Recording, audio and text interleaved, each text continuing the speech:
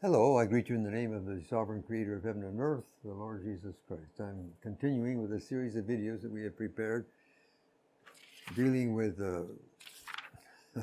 current discussion here in Brazil surrounding New Testament textual criticism and Family 35. And now I'm going to take up the question of why there are no early Byzantine manuscripts. What follows has been copied from my book, The Identity of the New Testament Text. It was first published in 1977. It's been out there for 45 years about, except with a few additions. If you wish to check the references, you will have to consult the book. You can download it from my website. No problem. Now, going back to why there are no early, why would or should there be? To demand that a manuscript survive for 1,500 years is in effect to require both that it have remained unused and that it have been stored in Egypt or Qumran. Or even an unused manuscript would require an arid climate to last so long. But really, is either requirement reasonable? Unless there were persons so rich as to be able to proliferate copies of the scriptures for their health or amusement, copies would be made on demand in order to be used. As the use of Greek died out in Egypt, the demand for Greek scriptures would die out too. So we should not expect to find many Greek manuscripts in Egypt. Actually, how many Greek-speaking communities existed in Egypt at any time? It should not be assumed, however, that the Byzantine text was not used in Egypt. Although none of the early papyri can reasonably be called Byzantine, they each contain Byzantine readings. The case of Papyrus 66 is dramatic. The first hand was extensively corrected, and both hands are dated around AD 200. The first hand is almost half Byzantine, about 47%. But the second hand regularly changed Byzantine readings into Alexandrian ones, and vice versa. That is to say, he changed Alexandrian readings to Byzantine ones as well. Now that means that both of them must have had two exemplars in front of them. One was an Alexandrian exemplar and one was a Byzantine exemplar. Between the two hands, the Byzantine text receives considerable attestation in the year 200. Consider also the case of Codex B and Papyrus 75. They are said to agree about 82% of the time, which is unprecedented for Alexandrian manuscripts, but would really be rather poor for Byzantine ones. But what about that 18% discrepancy? Most of the time, if not always, when Papyrus 75 and Codex B disagree, one or the other agrees with the Byzantine reading, and the distribution is about even. Well, if they come from a common source, that source would have been more Byzantine than either descendant.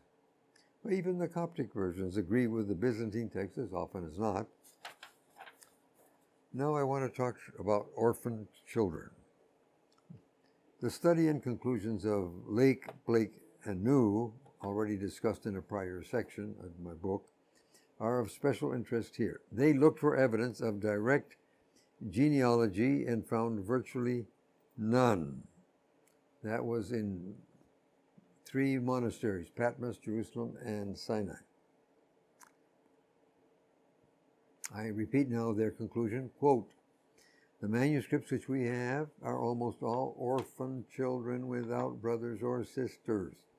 Taking this fact into consideration, along with the negative results of our collation of manuscripts at Sinai, Patmos, and Jerusalem, it is hard to resist the conclusion that the scribes usually destroyed their exemplars when they had copied the sacred books." End quote. Is it really unreasonable to suppose that once an old manuscript became tattered and almost illegible in spots, the faithful would make an exact copy of it and then destroy it, rather than allowing it to suffer the indignity of literally rotting away? What would such a practice do to our chances of finding an early Byzantine manuscript? Anyone who objects to this conclusion must still account for the fact that in 3 ancient monastic libraries equipped with scriptoria, that's rooms designed to facilitate the faithful copying of manuscripts, there are only orphan children. Why are there no parents? Jacob Van Bruggen addresses the problem from a slightly different direction. He says of the Byzantine text, quote, "The fact that this text form is known to us via later manuscripts is as such no proof for a late text type. But it does seem to become a proof when at the same time a different text is found in all older manuscripts. The combination of these two things seems to offer decisive proof for the late origin of the traditional text." End quote there, but he goes on now to answer that seeming proof in the following way. Quote again, "Let us make ourselves aware of what we have presupposed with this seemingly convincing argumentation. What conditions must be satisfied if we wish to award the prize to the older majuscules? While asking this question, we assumed, wittingly or unwittingly, that we were capable of making a fair comparison between manuscripts in an earlier period and those in a later period. After all, we can only arrive at positive statements if that is the case. Imagine that someone said, well, in the Middle Ages, mainly cathedrals were built, but in modern times, many small and plainer churches are being built. This statement seems completely true when we today look around in the city and villages, yet we are mistaken. An understandable mistake. Many small churches of the Middle Ages have disappeared, and usually only the cathedrals were restored. Thus, a great historical falsification of perspective with regard to the history of church buildings arises. We are not able to make a general assertion about church building in the Middle Ages on the basis of the surviving materials. If we would dare to make such an assertion, then we wrongly assume that the surviving materials enabled us to make a fair comparison. But how is the situation in the field of New Testament manuscripts? Do we have a representative number of manuscripts from the first centuries? Only if that is the case do we have the right to make conclusions and positive statements. Yet it is just at this point that difficulties arise. The situation is even such that we know with certainty that we do not possess a representative number of manuscripts from the first centuries. End quote. The conclusion of Lake, Blake, and New reflects another consideration. The age of a manuscript must not be confused with the age of the text it exhibits. Any copy, by definition, contains a text that is older than it is, okay? In Bergen's words, it, quote, represents a manuscript or a pedigree of manuscripts older than itself. And it is but fair to suppose that it exercises such representation with tolerable accuracy, end quote. Isn't that obvious? I now will move to something else, the 9th century transliteration process. Van Bruggen goes on to discuss this, which is yet another relevant consideration. Quote, "In the codicology, the great value of the transliteration process in the 9th century and thereafter is recognized. At that time, the most important New Testament manuscripts written in majuscule script were carefully transcribed into minuscule script. It is assumed that after this transliteration process, the majuscule was taken out of circulation. The import of this datum has not been taken into account enough in the present New Testament textual criticism, for it implies that just the oldest, best, and most customary manuscripts came to us in the new uniform of the minuscule script, does it not? This is even more cogent since it appears that various archetypes can be detected in this transliteration process for the New Testament. Therefore, we do not receive just one mother manuscript through the floodgates of the transliteration, but several. The originals have, however, disappeared. This throws a totally different light on the situation that we are confronted with regarding the manuscripts. Why do the surviving ancient manuscripts show another text type? because they are the only survivors of their generation, and because their survival is due to the fact that they were of a different kind. Even though one continues to maintain that the copyists at the time of the transliteration handed down the wrong text type to the Middle Ages, one can still never prove this codicilogically with the remark that the older majuscules have a different text. This would be circular reasoning. There certainly were majuscules just as venerable and ancient as the surviving Vaticanus or Sinaiticus, which, like a section of the Alexandrinus, presented a Byzantine text. But they have been renewed into minuscule script, and their majuscule appearance has vanished. Historically, it seems as though the most ancient majuscule manuscripts exclusively contain a non-Byzantine text. But the perspective is falsified here, just like it is regarding church building in the Middle Ages and at present. End quote. The significance of the transliteration process was explained by A. Dane as follows, quote, "The transliterated copy, carefully written and securely bound, became the reference point for the subsequent tradition. The old papyrus and parchment exemplars that had been copied, doubtless quite worn out, were of no further interest and were usually discarded or destroyed." Quote, that's the end quote. Apparently, there was an organized movement to transliterate uncial manuscripts into minuscule form or script. Note that Dane agrees with Lake that the worn-out exemplars were then destroyed. Of course, some may have been recycled, becoming palimpsests. So what if those exemplars were ancient Byzantine uncials? Come to think of it, they must have been, since the cursives are Byzantine. Okay, look, really, if the son is Byzantine, it's because the father was Byzantine. Can't you understand that? Well, how can the son be Byzantine if the father was something else? Okay, let's just stop and think. Or let's just stop and think. To copy a document by hand takes time and skill, and parchment was hard to come by. If a monastery had only the parchment made from the skins of the animals they ate, the material would have always been in short supply. To buy it from others would take money, and where did a monastery get money? So who is going to waste good parchment making a copy of a text considered to be deficient? Yet they might hesitate to destroy it. So it survived but left no children. Consider the 9th century uncials that we know of. Almost all of them are clearly Byzantine, but not super good. And none of them belong to family 35, not one. I would say that they were not considered to be good enough to deserve putting into minuscule form, and so they survived. Had they been transliterated, they would have been scraped and turned into a palimpsest because the parchment was still good enough.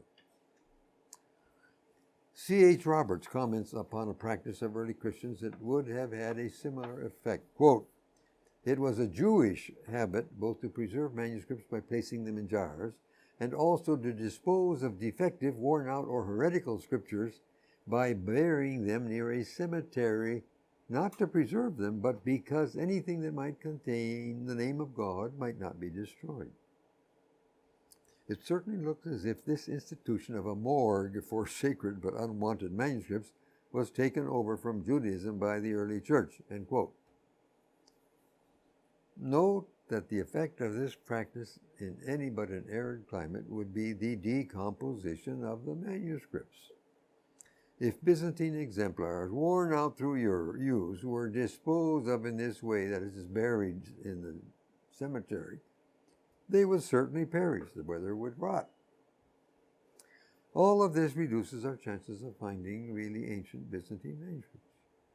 Nor is that all. There is a further consideration: the imperial repression of the New Testament.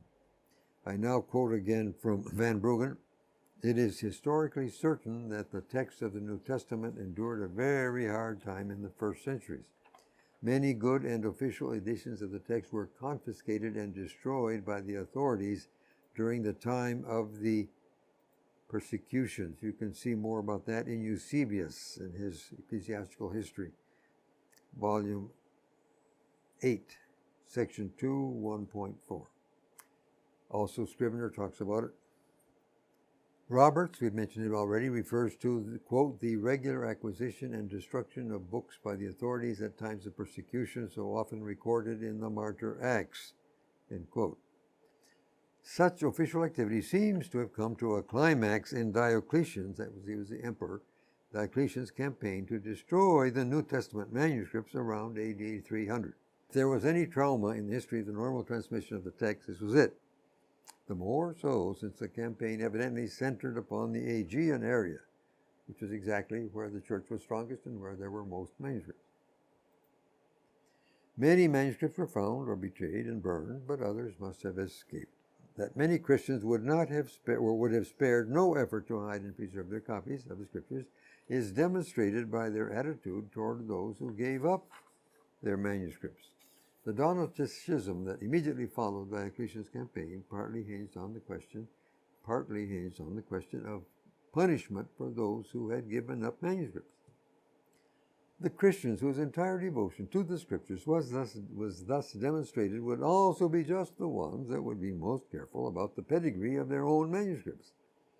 Just as they took pains to protect their manuscripts, they presumably would have taken pains to ensure that their manuscripts preserved the true wording. In fact, the campaign of Diocletian may even have had a purifying effect upon the transmission of the text. If the laxity of attitude toward the text reflected in the willingness of some to give up their manuscripts also extended to the quality of text they were prepared to use, then it may have been the more contaminated manuscripts that were destroyed in the main, leaving the purer manuscripts to replenish the earth. But those surviving pure manuscripts would have been in unusually heavy demand for copying to replace those that had been destroyed and had been worn out faster than normal, so that even the manuscripts that survived were condemned by unusual use for copying. They would wear out. In short, if the history of transmission presented here in my book is valid, we should not necessarily expect to find any early Byzantine manuscripts. They would have been used and worn out. But the text they contained would be preserved by their descendants. An analogy is furnished by the fate of the Biblia Pauperum in the 15th century. I quote now from T.H. Horn, an introduction to the critical study and knowledge of the Holy Scriptures. He talks about the Biblia Pauperum. Quote, of all the xylographic works, that is, such as are printed from wooden blocks, the Biblia Pauperum is perhaps the rarest as well as the most ancient. It is a manual or kind of catechism of the Bible for the use of young persons and of the common people, whence it derives its name, Biblia Pauperum, Bible of the Poor, who were thus enabled to acquire at a comparatively low price an imperfect knowledge of some of the events recorded in the Scriptures. Being much in use, the few copies of it which are at present to be found in the libraries of the curious are for the most part either mutilated or in bad condition. The extreme rarity of this book and the circumstances under which it was produced concur to impart a high degree of interest to it. End quote. Although that Biblia Pauperum, it went through 5 editions and presumably totaling thousands of copies, it was so popular that the copies were simply worn out by use. I maintain that the same thing happened to the ancient Byzantine manuscript. They were simply worn out by use.